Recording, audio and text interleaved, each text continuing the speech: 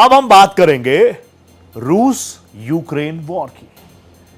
4 साल पहले रूस और यूक्रेन के बीच जो जंग शुरू हुई वो दूसरे विश्व युद्ध यानी वर्ल्ड वॉर 2 के बाद से अब तक की सबसे लंबी लड़ाई बन चुकी है।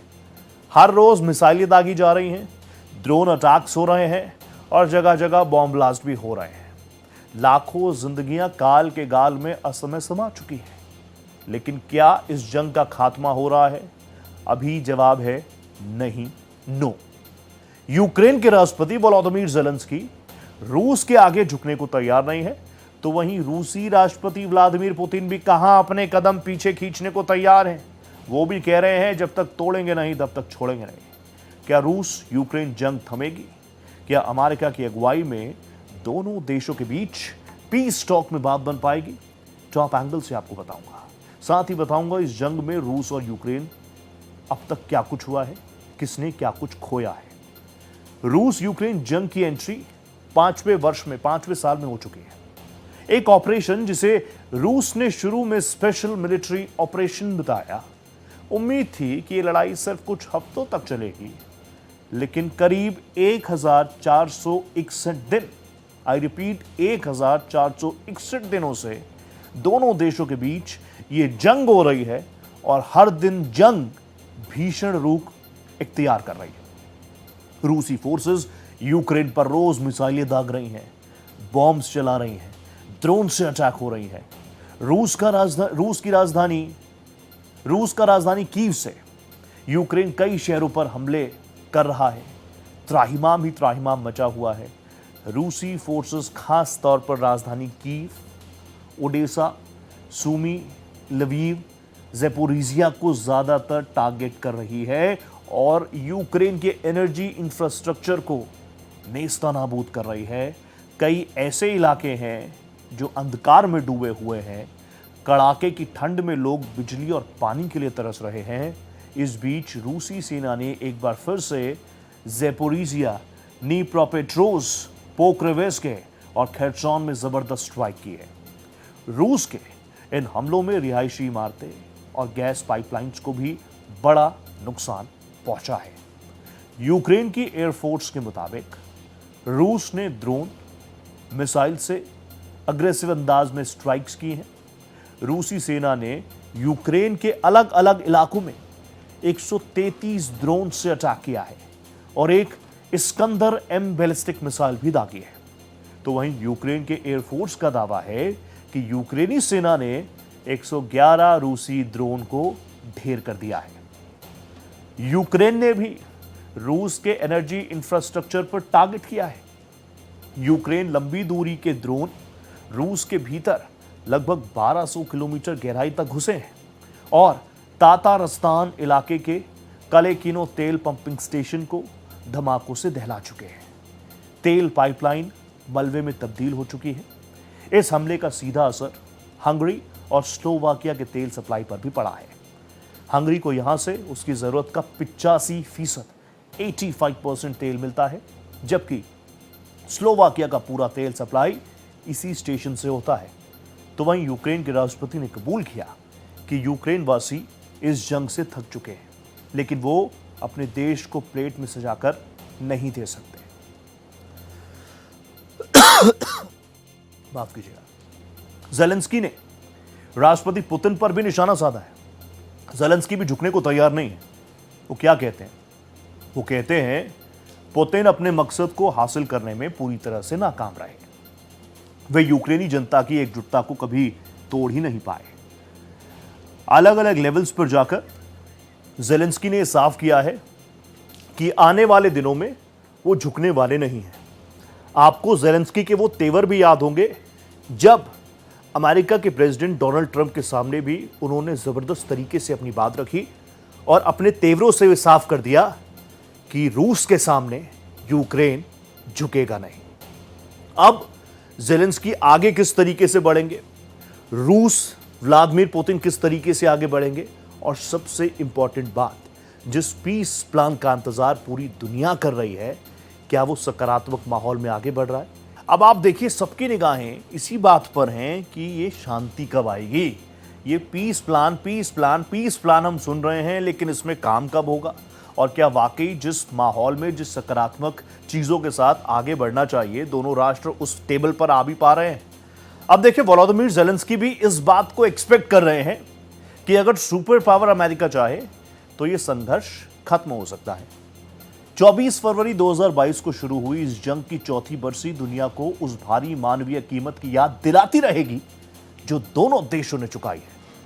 हजारों नागरिकों की मौत, लाखों सैनिक हताहत, करोड़ों लोग विस्थापित और बुनियादी ढांचे की बड़ी तबाही। तो वहीं रूस के राष्ट्रपति व्लादिमीर पुतिन ने इस जंग को लेकर कड़ा रुख इख्तियार किया है। पुतिन कहते हैं कि रूस अपने भविष्य, आजादी, सच्चाई और न्याय के लिए लड़ रहा है। इस संघर्ष में अग्रिम मोर्चे पर बेहद मजबूत, साहसी और निस्वार्थ लोग तैनात हैं। इस बीच रूस ने यूक्रेन को न्यूक्लियर हथियार जुटाने की कोशिशों से दूर रहने की भी धमकी दी है। ये व्लादिमीर पुतिन का टेक है जो मैंने आपके सामने रखा है फुल स्क्रीन। वो सीधे सीधे कह रहे हैं कि ये लड़ाई जो है ये रूस की संप्रभुता के लिए लड़ाई है। रूस की खुफिया एजेंसीज भी लगातार इस जंग पर अपनी पैनी नजर बनाई हुई है और वो कई रिपोर्ट साझा भी करती है।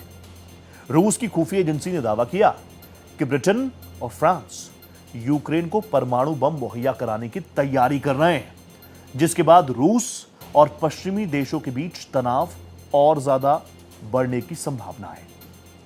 रूस की खुफिया एजेंसी यानी SVR कहती है कि ब्रिटेन और फ्रांस का मानना है कि यूक्रेन में मौजूदा घटनाक्रमों को देखते हुए पारंपरिक तरीकों से रूस को हराना इम्पॉसिबल है। पश्चिमी देश इस जंग में यूक्रेन की स्थिति को मजबूत करने के लिए उसे न्यूक्लियर बॉम्ब देने की सोच रहे हैं। साथ ही SVR की रिपोर्ट यह भी दावा कर रही है कि M51 submarine launch ballistic missile पर तैनात फ्रांस के TN-75 यानी छोटे आकार के वॉरेट के इस्तेमाल पर विचार किया जा रहा है। खुफिया एजेंसी की इस रिपोर्ट पर रूसी सिक्योरिटी काउंसिल के उपाध्यक्ष और रूस के पूर्व राष्ट्रपति दिमित्री मेदवेदेव ने यूक्रेन पर परमाणु हमले की धमकी तक दे दी है।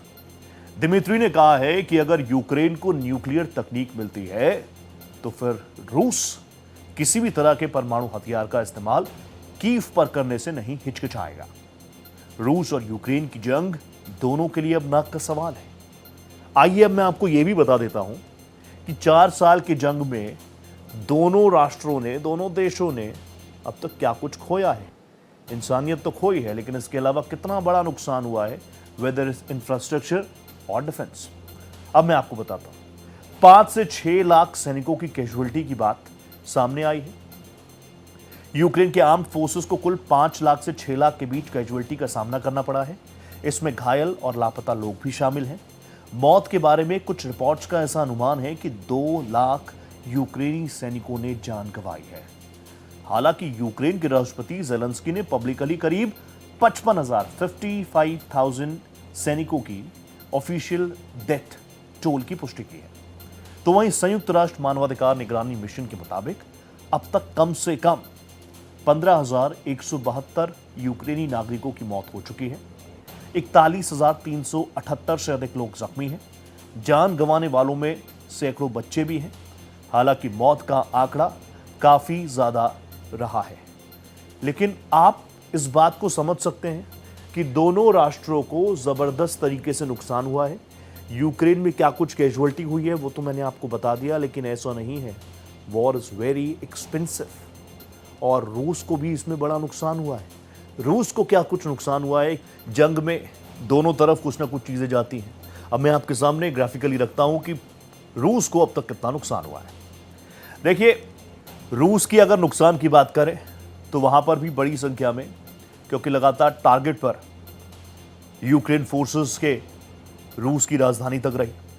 कई वीडियोस आपने देखी होगी, जब आपने देखा होगा कि इन 4 सालों में ज़ेलेंस्की की तरफ से कहा गया कि हमारी जद में भी है मॉस्को, और मॉस्को के आसपास कई बार ड्रोन्स जैसी विजुअल्स भी सामने आए। इस पूरे घटनाक्रम में लगभग 10 से 12 लाख, 10 से 15 लाख सैनिक डायरेक्टली इनडायरेक्टली इंपैक्ट हुए हैं। और अब अमेरिका और यूरोपीय खुफिया एजेंसी घायल और मृतकों को मिलाकर 11 से 13 लाख रूसी सैनिकों की कैजुअलिटी की बात कह रही है।